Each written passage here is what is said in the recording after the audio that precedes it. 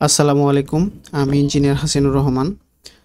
আজকে আরও একটি প্ল্যান নিয়ে আপনাদের সামনে আসলাম, যে একটি ৬ তলা বিল্ডিংয়ের প্ল্যান এবং ডিজাইন দেখার ট্রাই করব এবং শেষের দিকে বরাবরের মতো এটার একটু কস্ট এস্টিমেটিং নিয়ে একটু আলোচনা করব। চলেন আমরা আমাদের প্ল্যানটা একটু দেখি।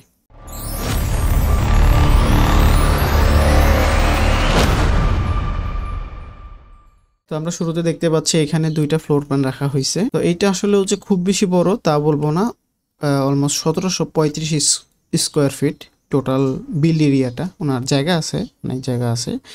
তো ওর ভিতর থেকে আমরা আসলে বিল্ড করছি 1735 স্কোয়ার ফিট। এবং এখানে 2টা টাইপ করা হয়েছে। এখানে হচ্ছে একটা হচ্ছে সিঙ্গেল ইউনিট করা হয়েছে পুরোটাই, এইটা হচ্ছে ক্লায়েন্ট নিজে থাকার জন্য করবে, এবং আরেকটা হচ্ছে যে ডাবল ইউনিট করা হয়েছে 2 বেড দিয়ে। তো আমরা একটু দেখি পর্যায়ক্রমে। তো আমরা প্রথমে সিঙ্গেল ইউনিটটা দেখি। তো সিঙ্গেল ইউনিটে কী আছে, আমরা হচ্ছে ঢুকবো হচ্ছে কলাপসিবল গেট দিয়ে নিচ দিয়ে। তো নিচ দিয়ে ঢোকার পরে আমরা এখানে হচ্ছে বিশাল বড় একটা ওপেন স্পেস পাবো। তো এইখানে এই পাশটাতে ডাইনিং স্পেস রাখা হয়েছে, এবং এইটা কিন্তু বেশ বড়, 12 ফিট বাই 19 ফিট 4 ইঞ্চির একটা ডাইনিং স্পেস রাখা হয়েছে। আর এই পাশের সাইডটাতে ফর্মাল লিভিং হিসেবে রাখা হয়েছে, সোফা টোফা রাখা হয়েছে। তো এটাও বেশ বড়, 12 ফিট বাই 13 ফিট 5 ইঞ্চি। এটা হচ্ছে জাস্ট ফর্মাল লিভিং হিসেবে রাখা হয়েছে, এবং এখানে কিন্তু ভেন্টিলেশন আছে পুরো ডাইনিং সহ। কিন্তু আমার হচ্ছে আলো বাতাস প্রবেশ করতে পারবে এবং বের হইতে পারবে, এয়ার সার্কুলেশনটা হবে। এটা হচ্ছে লিভিং এবং ডাইনিংটা গেল। এরপরে যদি আমরা দেখি বেডরুম, এখানে যেহেতু সিঙ্গেল ইউনিট করা হয়েছে, এখানে টোটাল 5টা বেডরুমের ব্যবস্থা করা হয়েছে। তো আমরা 1 নাম্বার বেড থেকে দেখি। এই কর্নারটা হচ্ছে 1 নাম্বার বেড, এবং বেডের সাইজটাও কিন্তু বড়, 13 ফিট বাই 12 ফিটের একটা বেড। এবং তার পাশে একটা কমন টয়লেট রাখা হয়েছে এবং একটা কিচেন রাখা হয়েছে। এবং টয়লেটটাও কিন্তু standard 4 feet 7 feet, kitchen 7.5 feet by 7 feet. Bedroom 2 যেটা, সেই বেডরুমটাও 13 ফিট 4 ইঞ্চি এবং আরেক দিকে আছে 10 ফিট 6 ইঞ্চি। এবং এই বেডের সাথে আমাদের একটা অ্যাটাচ টয়লেট পাচ্ছি। এবং আমার কিন্তু 4টা বেডরুমের সাথে কিন্তু বারান্দা রয়েছে, 4টা বেডরুমের সাথে বারান্দা, শুধু একটার সাথে বারান্দাটা পাইনি। এবং আরেকটা যদি বেড 3-তে যদি আসি, সেটা হচ্ছে 13 ফিট বাই 9 ফিটের একটা বেডরুম আছে, এটা হচ্ছে গেস্ট বেড হিসেবে রাখা হয়েছে। তার পাশে যদি আসি, আরেকটা অ্যাটাচ টয়লেট রাখা হয়েছে 9 feet by 13 feet 11 inch, actually 3 feet 11 inch. এর সাথে বেডরুম 4টা হচ্ছে 13 ফিট 12 ফিটের বেডরুম, এবং 5 যেটা 13 ফিট 4 ইঞ্চি বাই 10 ফিট 6। এবং এই সাথেও কিন্তু আমাদের টয়লেটটা রাখা হয়েছে অ্যাটাচ 8 ফিট 4 ফিটের। সেপাশে যে বেডরুমটা বেড নাম্বার 5-এর সাথে যে টয়লেটটা রয়েছে, এটা হচ্ছে 8 ফিট 4 ফিটের একটা অ্যাটাচ টয়লেট রাখা হয়েছে। এবং এটা তো সিঁড়ি। এটা হচ্ছে টোটাল আমাদের সিঙ্গেল ইউনিট। এটা ক্লায়েন্ট নিজে থাকার জন্য উনি ওনার রিকোয়ারমেন্ট অনুযায়ী সাজিয়ে নিয়েছে। চলেন আমরা আবার দেখবো হচ্ছে টিপিক্যাল ফ্লোরটা কীভাবে সাজানো হয়েছে। তো টিপিক্যাল ফ্লোরে যদি যাই আমরা, এইখানে আসি 2টা ইউনিট পাবো, ইউনিট এ ইউনিট বি। তো ইউনিট এতে কী রয়েছে, 2টা বেডরুম রাখা হয়েছে। বেড 1 13 ফিট বাই 11 ফিট 7, এবং 2 যেটা 13 ফিট 4 বাই 10 ফিট 6, এইরকম হচ্ছে সাইজ। এবং এই পাশে যদি আমরা দেখি, একটা কমন টয়লেট রাখা হয়েছে এবং একটা কিচেন রাখা হয়েছে। এবং সামনে হচ্ছে যে একটা ডাইনিং স্পেস রাখা হয়েছে, 12 ফিট বাই 12 ফিট 5 ইঞ্চির একটা ডাইনিং স্পেস। এবং এই পাশে একটা লিভিং রুম রাখা হয়েছে, 13 feet 5 by almost 7 feet 6 feet 10 inch একটা লিভিংয়ের জন্য স্পেস রাখা হয়েছে। বারান্দা রয়েছে প্রত্যেকটা রুমের সাথে এই পাশে।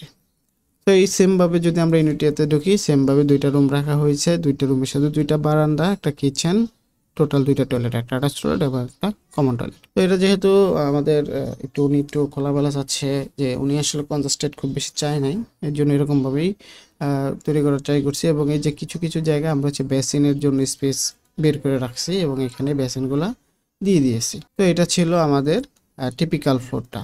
এখন আমরা দেখব এই ফ্লোরটা বা এই বিল্ডিংটা তৈরি করলে বাস্তবে কেমন দেখতে হবে, সে একটা 3D আমরা তৈরি করেছি। তো আমরা যদি দেখি এইটা, তো এটা হচ্ছে আমাদের মূলত বিল্ডিংয়ের 3Dটা। আমরা যদি দেখি, এটা হচ্ছে সেই কলাপসিবল গেটটা, আমরা গেটের নিচ দিয়ে বিল্ডিং প্রবেশ করব। এবং দুই পাশে 2টা ইউনিট এবং একটা হচ্ছে সিঙ্গেল ইউনিট রাখা হয়েছে। এই দ্বিতীয় তলাটা মূলত সিঙ্গেল ইউনিট হিসাবে কনসিডার করবে উনি। গ্রাউন্ড ফ্লোর আর টিপিক্যাল ফ্লোরটা আপনার হচ্ছে যে 2টা ইউনিট করবে।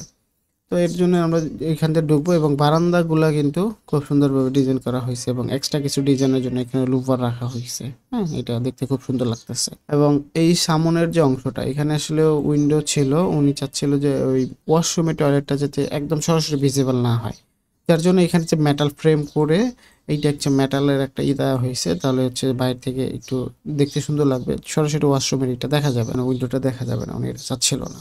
আমরা ওইটার জন্য হাইডিং এর জন্য আমরা এটা রাখছি।